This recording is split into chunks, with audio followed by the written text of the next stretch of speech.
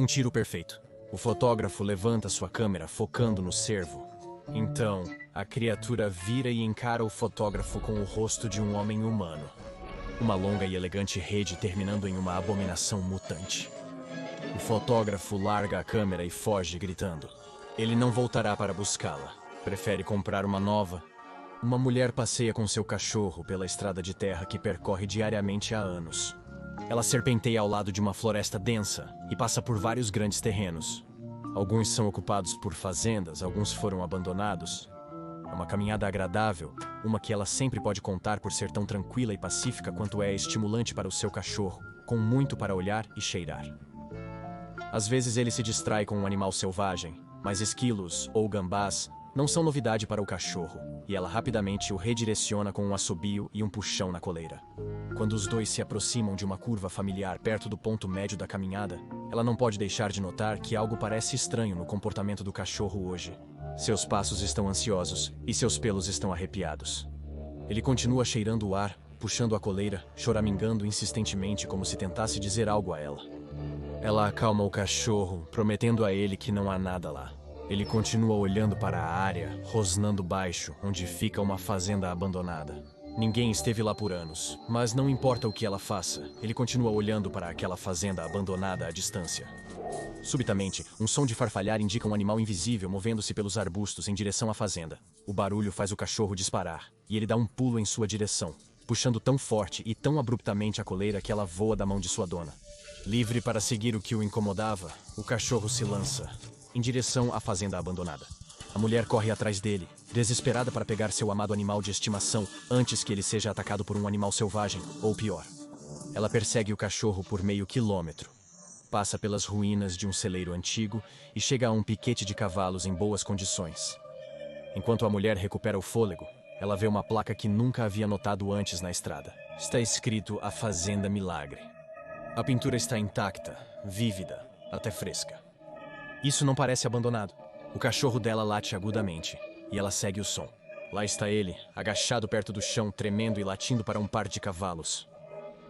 Espere, não, esses não são cavalos. Eles têm os cascos, as ancas, as caudas, mas seus corpos superiores são troncos humanos, com braços, cabeça e rosto. Não deveria ser possível, mas seu cachorro está latindo para o que parece ser um par de centauros. Ela agarra a coleira dele, instigando-o a se afastar das estranhas criaturas. Enquanto ela recua, ouve um som atrás dela, como uma pessoa imitando o canto de um galo. Ela se vira e vê um homem de olhos arregalados, com uma papada vermelha brilhante no rosto, saindo de seu pescoço. Ele canta, depois se abaixa para bicar o chão. Logo atrás do homem galo, ela vê ainda mais híbridos impossíveis de humano-animal. Crianças rechonchudas e rosadas, com narizes suínos, brincam numa poça de lama. Uma mulher enrolada em uma pedra olha fixamente à frente. Sua língua bifurcada sibila ao entrar e sair da boca. Este lugar não está abandonado, afinal. Ainda há uma fazenda aqui, mas não é uma fazenda comum. A mulher pega seu cachorro completamente comum, não humano, em seus braços, e corre de volta para a estrada de terra. Ela corre até sua casa para pegar um telefone e imediatamente chama as autoridades.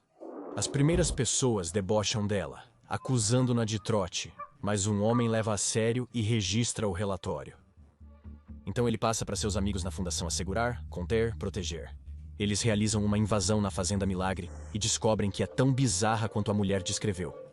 Eles descobrem arquivos em seu escritório, detalhando que a propriedade pertencia a Marshall, Carter e Dark Limited, antes de sua posse, passar para uma empresa privada que se especializa nos melhores animais de estimação, presas e companheiros sob encomenda.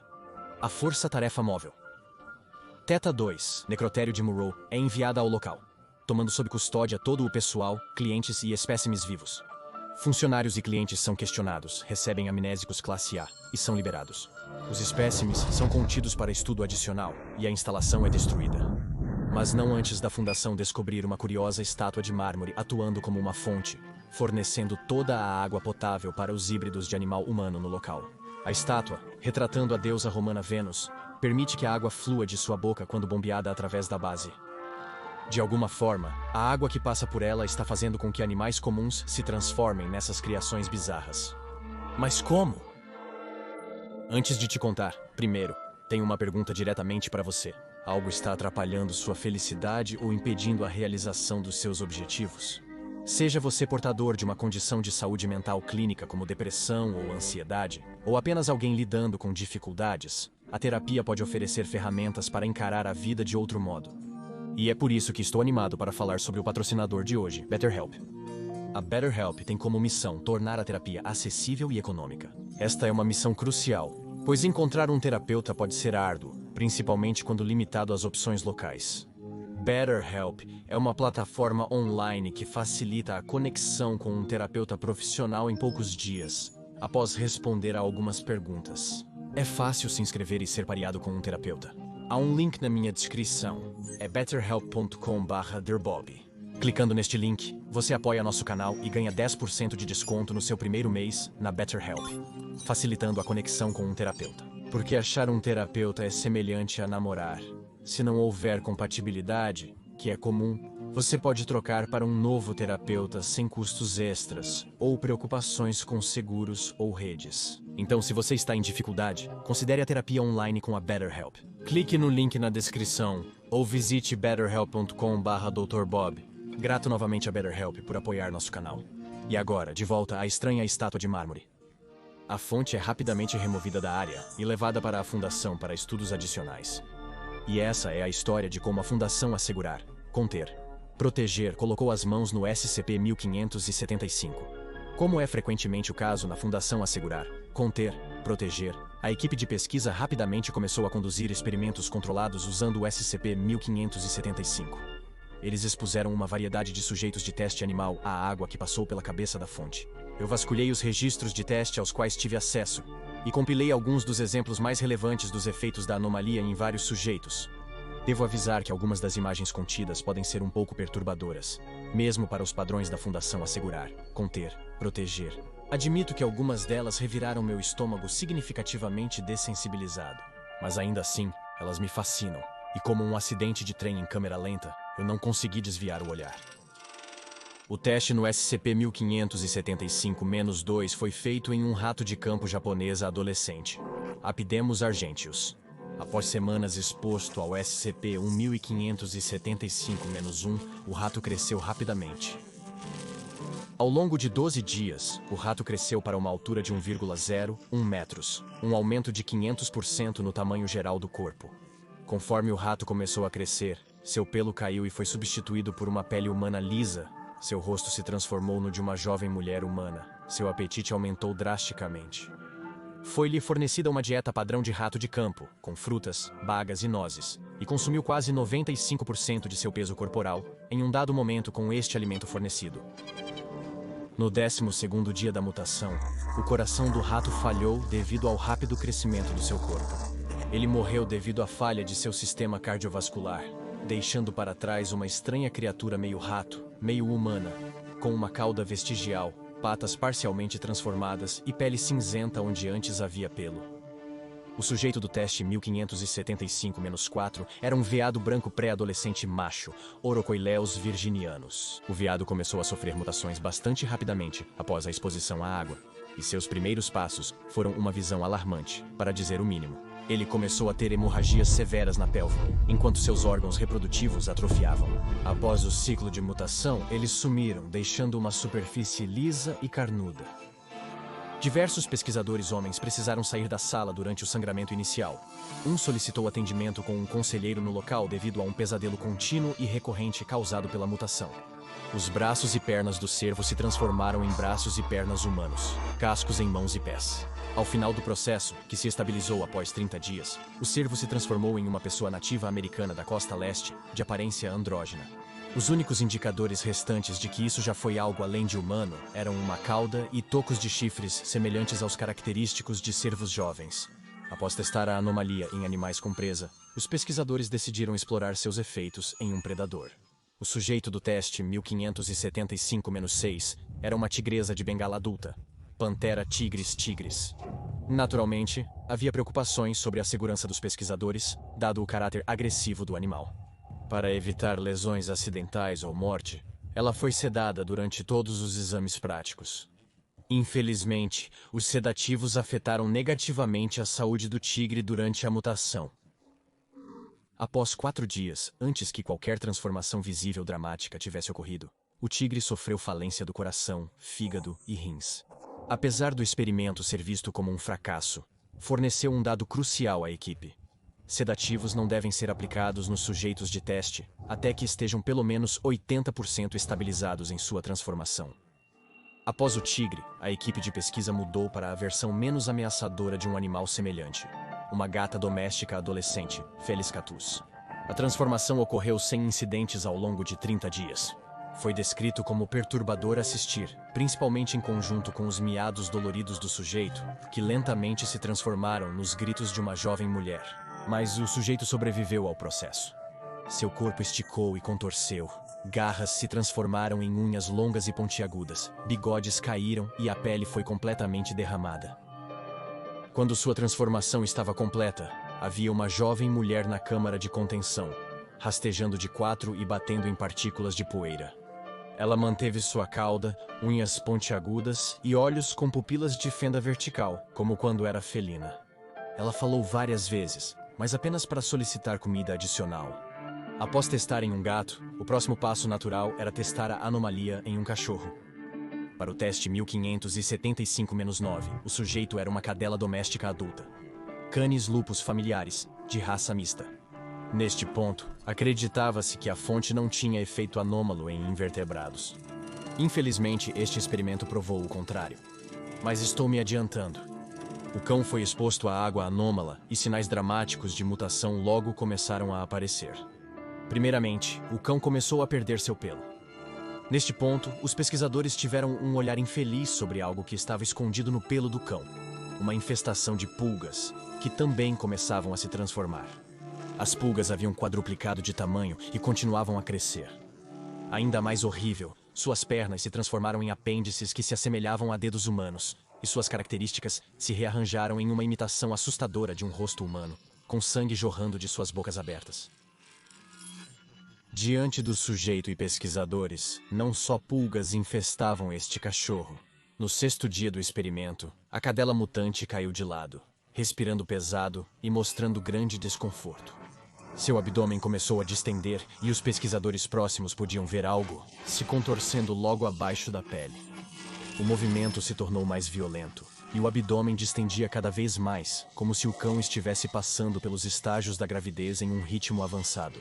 Um dos pesquisadores fez um comentário ansioso sobre ser lembrado de uma cena específica do filme Alien e foi repreendido por isso.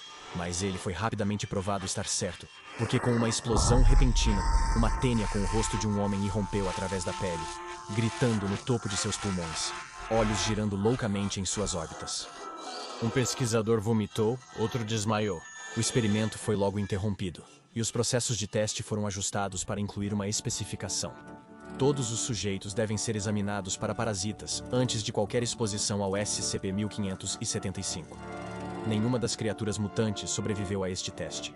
O teste com o cão foi um fracasso colossal em muitos aspectos, mas inspirou a equipe de pesquisa a continuar testando em animais não mamíferos, não invertebrados.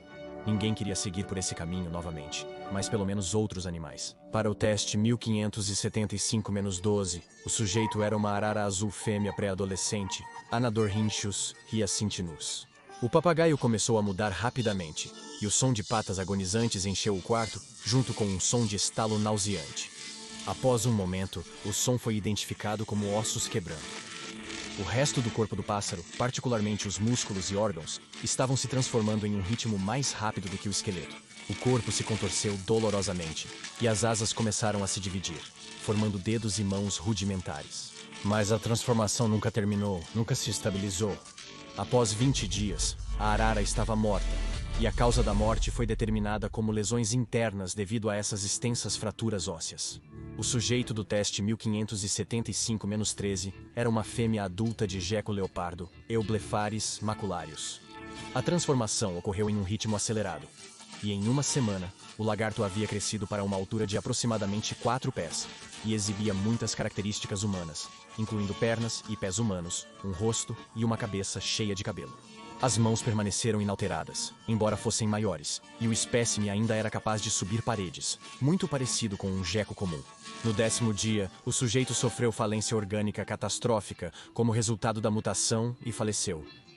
Outro teste em invertebrado foi feito, agora de propósito. Para o teste 1575-14, o sujeito era uma gafanhoto verde comum fêmea, Homocestes viridulus. À medida que a mutação começou, o gafanhoto começou a descartar seu exoesqueleto em um processo melhor descrito como carne, forçando sua saída de um invólucro, quebrando o exoesqueleto em pedaços. O que restou após este processo de descarte foi uma criatura que se assemelhava ao mesmo gafanhoto, mas 3 vezes maior e coberta de pele humana. Ele continuou a crescer, mas sem desenvolver outras características humanas. Após 15 dias, ele expirou. Uma autópsia revelou o desenvolvimento de órgãos humanos internos, incluindo um coração, pulmões, rins e fígado. Não foi possível determinar a causa da morte, mas presume-se que a transformação tornou o sujeito incompatível com a vida. O sujeito do teste 1575-15 era uma ursa grizzly adulta, Ursus arctos horribilis. Durante os primeiros 29 dias de sua mutação, a ursa não consumiu nenhum alimento ou bebida além do SCP-1575-1. Ainda assim, ela não parecia experimentar nenhuma fome ou desconforto além da dor da própria transformação. Seu corpo encolheu lentamente ao longo de 30 dias. Seu pelo foi afinado até deixar apenas a quantidade normal de pelos corporais para uma mulher humana média. Notavelmente, o cabelo tinha a mesma cor do pelo antigo dela. Suas patas de urso, agora nas extremidades de seus braços humanos, pareciam pesadas e desconfortáveis. Durante a transformação, amostras de fezes retiradas do sujeito mostraram quantidades excessivas de matéria orgânica, como sangue e depósitos de gordura. Após 32 dias, a mutação estava completa, e a condição da ex-ursa estava estável. Ela não falava. Em vez disso, usava sua boca e voz recém-transformadas para grunhir e rugir. Era muito menos intimidador saindo de sua boca humana, mas os pesquisadores notaram que suas patas e garras ainda eram perigosas e deveriam ser evitadas. O sujeito do teste 1575-16 era uma zebra fêmea adolescente de Gravy, também conhecida como zebra imperial, Equus graviae.